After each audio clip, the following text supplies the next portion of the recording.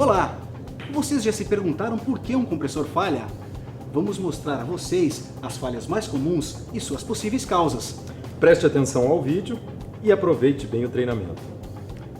Bom, Pedro, quer dizer que todos esses compressores aqui estão defeituosos? Olha só, Marco, na verdade, a gente vai precisar testar todos eles, porque às vezes encontramos compressores que não têm defeitos. Hoje nós vamos verificar os principais reclames e os possíveis motivos que os ocasionaram. Mas como você já sabe, Marco, a Embraco possui um sistema de qualidade muito rigoroso. Contamos com um time de engenharia de qualidade especializado e todos os nossos compressores passam por inúmeros testes durante a produção. O próprio desenvolvimento de fornecedores de matéria-prima também é muito rigoroso em termos de qualidade. Portanto, Marco, a maioria das falhas apresentadas aqui são decorrentes de problemas na aplicação ou na instalação incorreta. Mas a Embraco não disponibiliza um vídeo que ensina a fazer a troca correta dos compressores? Excelente, Marco. E é por isso que todas as etapas deste vídeo devem ser seguidas corretamente. Bom, vamos começar com esse compressor aqui. Eu já verifiquei anteriormente e este compressor não tem defeito. Como assim, Pedro? Veja bem, o compressor é um dos elementos presentes no sistema de refrigeração. E quando ocorre um mau funcionamento do sistema, muitas vezes se atribui o problema ao compressor. Mas antes de removê-lo, é preciso verificar a rede elétrica, o circuito de refrigeração em busca de tubulação amassada ou isolante térmico rompido, sujeira no condensador para verificar se o problema está realmente no compressor e ainda, antes de remover o compressor, devemos verificar os elétricos. Lembra do vídeo de troca de compressores, né? Sim, sim. Mas vem cá, como nós podemos verificar que esse compressor não tem defeito? Bom, Marco, primeiro vamos verificar a resistência ômica das bobinas e comparar com as informações que estão na folha técnica.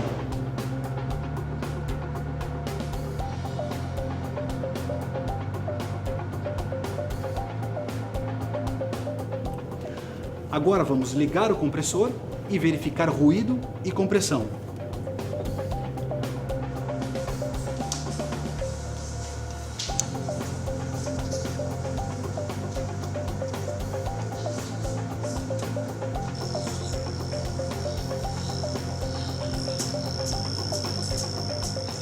Confirmado, o compressor não tem defeito.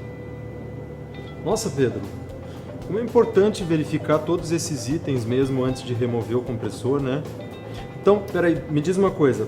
Quer dizer então que nesse caso aqui, só a troca do componente defeituoso já bastaria? Não, Marco.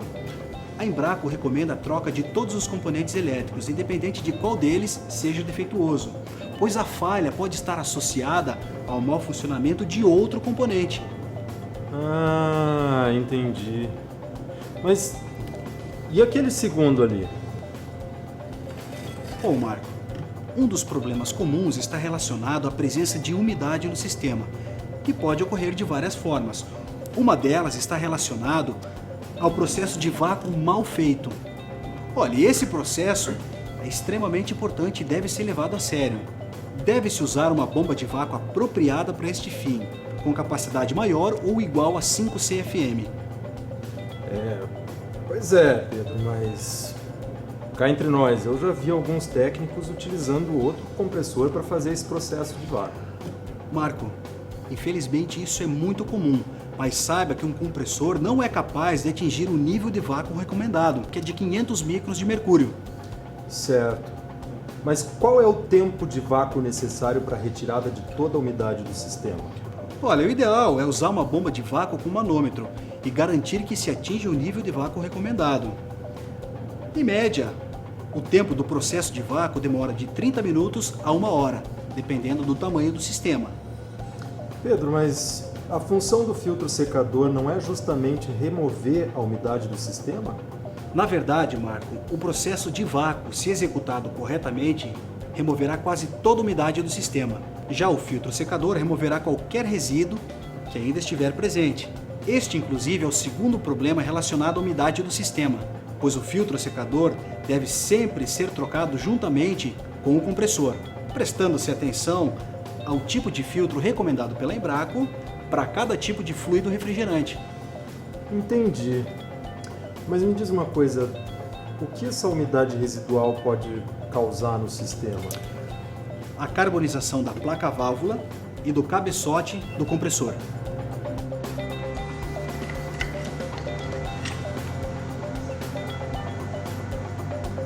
E o fluido refrigerante pode ter alguma relação com o problema de umidade? Bom, se um fluido refrigerante não possuir uma qualidade adequada, ele pode conter resíduos ou impurezas no seu processo de fabricação, como gases não condensáveis e umidade, o que pode ser suficiente sim para contaminar o sistema. E além dessas, existe alguma outra forma da umidade chegar até o compressor? Existe sim, Marco, e isso poderá ocorrer com o vazamento na tubulação do produto, na parte de baixa pressão. E quando isso ocorre, é possível que haja infiltração de ar dentro do circuito de refrigeração, através de microfuros, e junto com o ar, vem a umidade. Agora, se o problema ocorrer na parte de alta pressão, ele será identificado com a perda de rendimento do produto. Então, Marco, você já viu a diferença entre um compressor com umidade e um sem umidade? Não. Olha só. Vou trazer aqui para você ver melhor.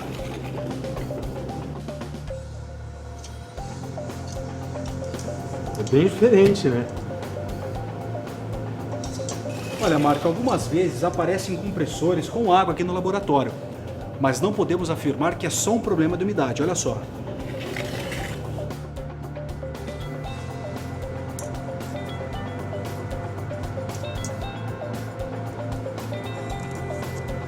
Então, nesse caso, o compressor pode ter sido armazenado incorretamente antes do envio para a Embraco.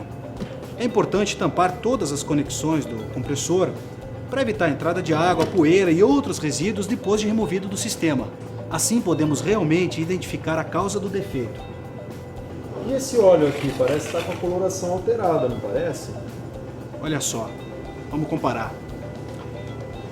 Esse óleo teve sua composição química alterada.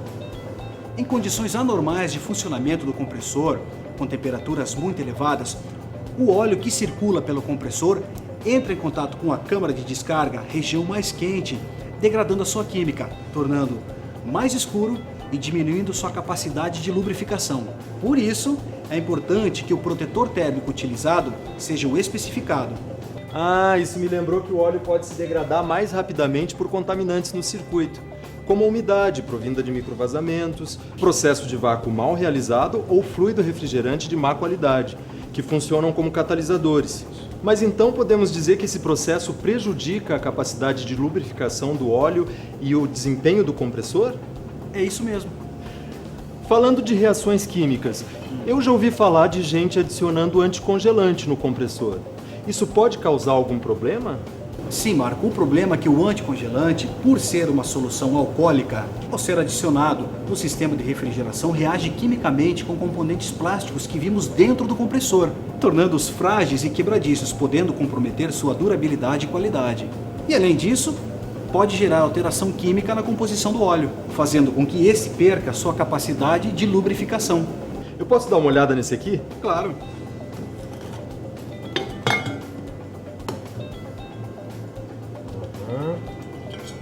O que você está vendo aí? Nossa, Pedro, a gente estava falando de óleo lubrificante, né? Eu tenho a impressão que nesse aqui está faltando óleo, não tá? É verdade. Os compressores saem da Embraco com a carga ideal de óleo para o seu perfeito funcionamento.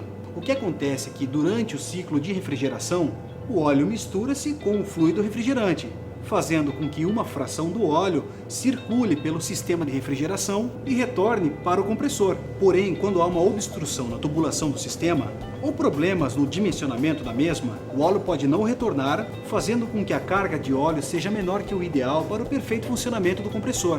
E o que seria esse problema de dimensionamento? Tubulação muito longa e restrita,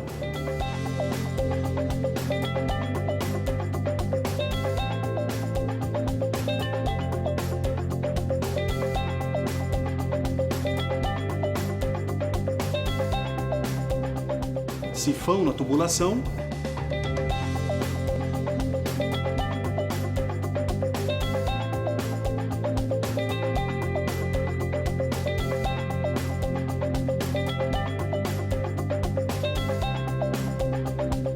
e a entrada do evaporador de baixo para cima.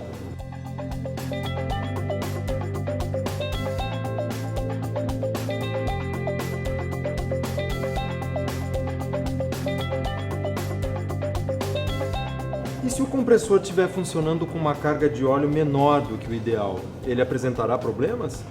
Sim, Marco, quando o compressor funciona com uma carga de óleo menor do que especificado, ocorre um aumento do desgaste, diminuindo a vida útil do compressor, podendo gerar até o trancamento do mesmo. Olha só o desgaste que aconteceu nesse eixo aqui. É visível o desgaste, hein, Pedro? Entendi. Se o óleo que circula no sistema não retornar ao compressor, ocorrerão problemas.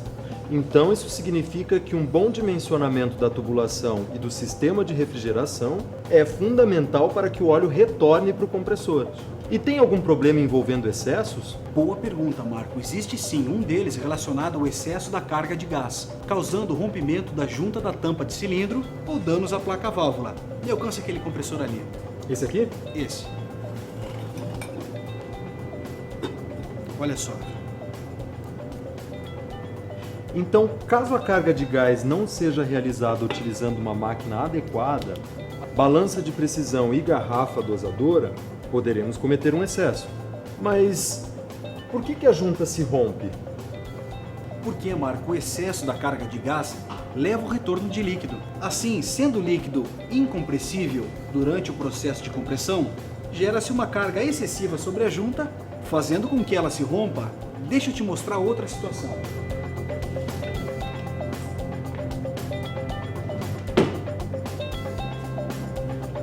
Essa placa-válvula danificada também está relacionada ao excesso da carga de gás? Isso mesmo, pode estar relacionada ao excesso da carga de gás sim, mas em alguns casos mais graves a válvula pode até se quebrar. Mas também pode ser por meio da aplicação incorreta do compressor, como por exemplo um compressor de baixa ou LBP sendo aplicado em um sistema de média ou alta MHBP. Ah, por esse motivo então é sempre importante aplicar o compressor adequado para cada sistema. Claro. Olha, eu tenho aqui um manual que eu ganhei num treinamento. É para isso que serve? É isso mesmo, Marco. Com esse manual, você consegue escolher quais dos nossos compressores se adequam melhor a cada uma das aplicações mais comuns. Aproveitando a oportunidade, Pedro, se o compressor sofrer algum impacto, mas não apresentar avaria aparente, ele continua funcionando? Olha só, Marco. Embora a carcaça do compressor seja de aço, ele deve ser tratado com muito cuidado, pois o impacto pode causar danos severos nos componentes internos, mesmo que a carcaça não sofra nenhum amassamento. Mas o compressor não tem molas para absorver os impactos? Internamente, o compressor tem molas para absorção de impactos e são testados para aguentar trancos normais durante o transporte do compressor ou refrigerador. Agora, impactos excessivos podem prejudicar as folgas radiais do compressor, fazendo com que não funcione adequadamente. Quer ver?